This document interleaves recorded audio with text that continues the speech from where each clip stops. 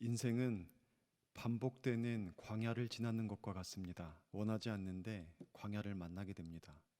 광야를 다 지난 것 같은데 또 다른 광야가 우리를 기다리고 있습니다. 심지어 하나님의 인도를 따르는데도 우리는 홍해를 만나고 광야로 들어가게 됩니다. 하나님께서 우리에게 광야를 허락하시는 이유, 우리를 광야로 이끄시는 이유가 무엇일까요? 여러 가지 이유가 있습니다.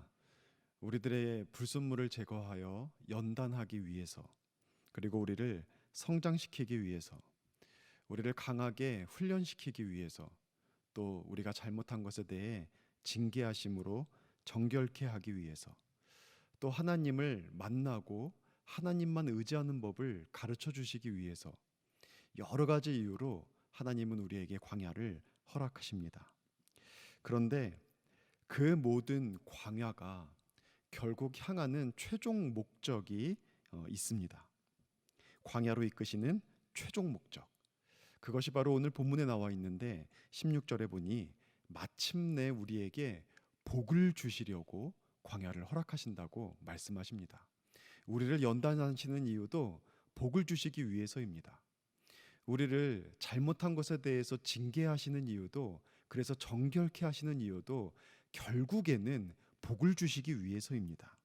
우리를 강하게 하시고 우리를 성장시키는 이유도, 그 어떤 광야도 마침내는 우리에게 복을 주시기 위해 하나님께서 허락하신 사실 은혜의 자리입니다.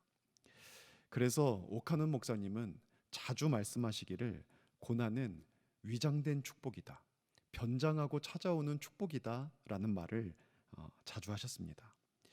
결국 하나님의 뜻이 이루어진다면, 그래서 우리의 광야의 끝에는 우리의 간증이 있고, 그리고 감격스러운 은혜의 고백이 있기 마련입니다.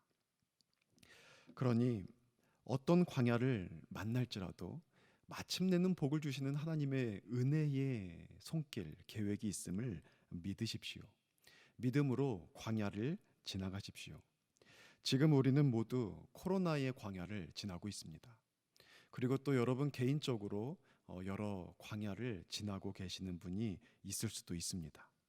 어떤 광야를 지나고 있든지, 그 속에서 어떤 어려움과 아픔이 있든지 마침내는 하나님께서 우리를 위해 예비하신 복이 있음을 믿고 그 광야길을 끝까지 걸어가시기 바랍니다.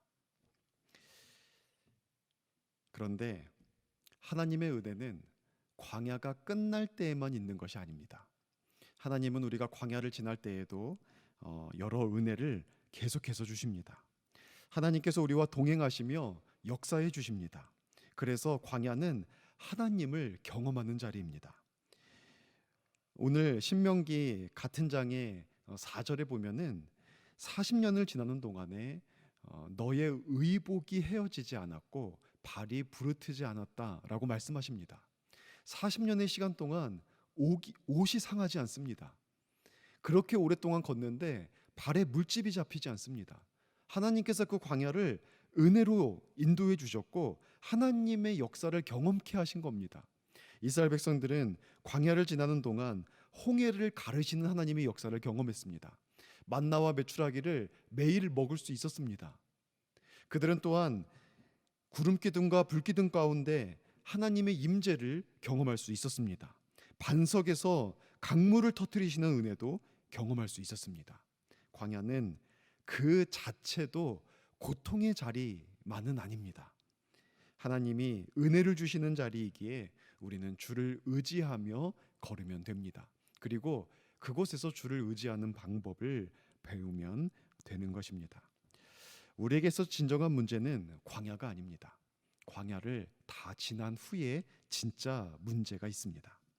하나님께서 우리에게 은혜를 주시면 우리 인간은 대체로 내가 잘한 것처럼 그렇게 교만해질 때가 있습니다. 하나님은 이를 염려하셨습니다.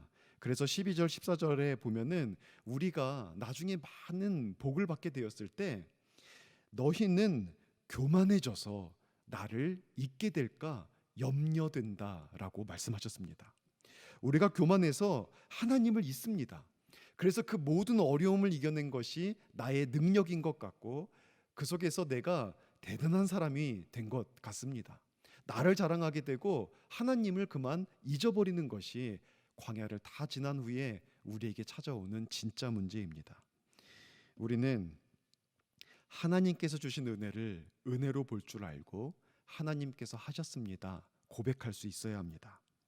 하나님께 감사할 수 있어야 하고 겸손하게 하나님께 영광을 올려드릴 수 있어야 합니다. 이것이 바로 하나님과 바른 관계에 들어간 사람의 모습이죠.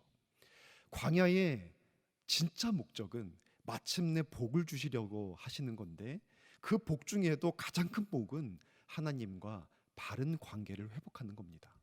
광야를 지나는 동안 하나님을 인정하고 하나님을 의지하고 하나님의 말씀에 순종하고 하나님 앞에 기도할 줄 아는 사람이 되는 것, 엎드려 예배할 줄 아는 사람이 되는 것, 진정 주를 위해서 주께서 주신 사명 붙잡고 살아가는 사람으로 거듭나는 것, 이것이 하나님과 바른 관계에 들어가는 것이며 우리에게 임하는 가장 좋은 복입니다. 지금 어떤 시간을 보내든지 하나님과의 바른 관계를 회복하십시오. 기도를 회복하고 말씀을 사랑하고 묵상하는 것을 회복하십시오. 하나님의 말씀에 순종하는 우리의 마땅한 본분을 회복하십시오. 하나님을 경배하고 예배하는 기쁨과 감격을 회복하십시오.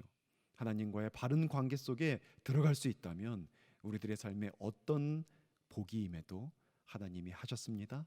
하나님이 전부입니다. 하나님이 모든 영광 올려드립니다라며 우리의 삶의 고백을 하며 나아갈 수 있게 될 것입니다. 이 진정한 복이 하나님의 인도하심 속에 저와 여러분의 삶 가운데 펼쳐지기를 주의 이름으로 축원합니다.